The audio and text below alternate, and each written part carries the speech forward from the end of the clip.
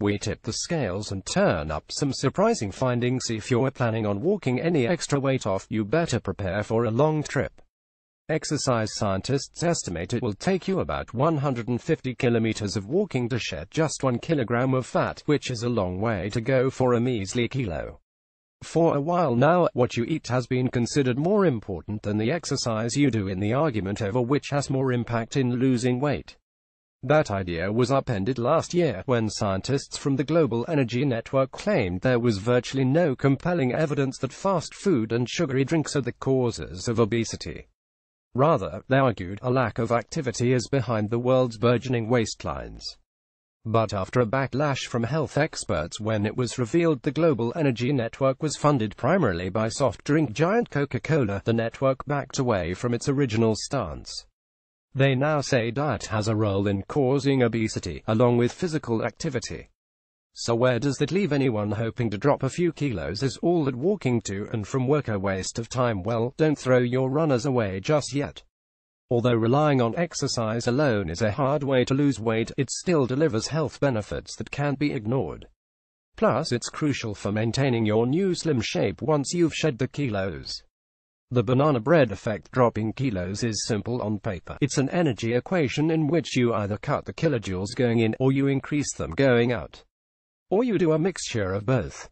Combining exercise and diet is definitely the best way to lose weight, because anything that shifts the balance towards a deficit of energy will help. The big misconception is, however, that I can lose a lot of weight by doing exercise. University of Sydney exercise physiologist Nathan Johnson says, your good efforts to exercise can backfire if you feel hungry afterwards. Reward yourself with extra food.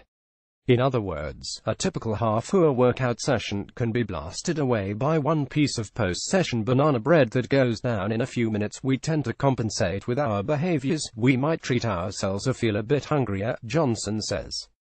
So those sorts of things can sabotage the potential positive effects of exercise in losing weight. A recent study on marathon runners underlines his point, with a Harvard University researcher in the U.S. finding that most of the 64 charity runners he studied didn't lose weight in the course of the training.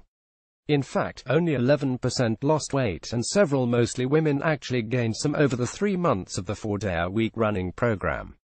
And in another study in the International Journal of Obesity, researchers discovered that women who walked regularly, but changed nothing else about the diet, did lose 2 kilos in a year, but it took about 155 hours of exercise to achieve that. The kitchen workout. So, if you're looking to lose weight, you could be better off spending more time in the kitchen, prepping healthy meals and snacks to cut kilojoules than sweating it out in the gym. Exercise is really important for a variety of reasons, but it's not the thing upon which you're going to bring about weight loss. Associate Professor Amanda Salas, a researcher at the University of Sydney's Bowden Institute of Obesity, Nutrition, Exercise Eating Disorders, says. Salas studies the best ways to help people lose weight and says many of the participants she works with find it difficult to make a complete overhaul of their lifestyles. So focus on one aspect of the weight equation first. The effort you put into eating better and reducing kilojoule intake will give you a better outcome in terms of losing weight than exercising, she says. Once you've nailed the healthy eating, though, dig out those runners. A 2014 study in the U.S. showed, over a 10-year period, those who were most successful in keeping the kilos off were people who exercised regularly, and also watched what they ate. On the double, focusing on both your fitness and diet will help the weight come off quicker. If you're only at the stage where you're fixing one of these areas at the moment, that's better than nothing. But if you want the most bang for your buck, you've got to look at both things. Sports Dietitians Australia spokesperson Simone Austin says, obviously, diet is a hugely important factor for weight loss, but you're going to get more results and feel better by doing exercise that suits you as well. Exercise will also increase your muscle mass, which is good news for a higher metabolic rate. Muscle is the most expensive tissue in the body. It actually takes more kilojoules to keep your muscle mass there than body fat. Austin says, having more muscle increases your resting metabolic rate, so exercise will have a longer-term impact by helping you have a greater muscle mass. Apart from making you stronger and fitter, exercise has a host of other health benefits, including helping to shift visceral fat around our abdomen and organs. University of Sydney researchers are finding exercise helps move this type of fat, even if the scales don't want to budge.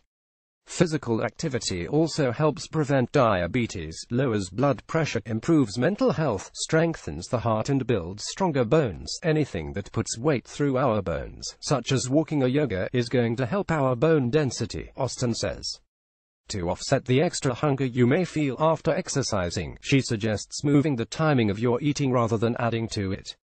Have an early lunch if you're hungry after a walk, or add a side of salad or soup, rather than an additional sandwich or cake. We've got to think more of health than just weight, Austin says. Exercise is one of those combinations that will complement the healthy food you eat for weight as well as other conditions. Don't miss greater than smoothie ingredients to boost digestive health. Greater than are you eating healthy? Portion sizes greater than 8 foods that appear healthy but aren't. Want more? Find us on Facebook, Twitter, Instagram and Pinterest.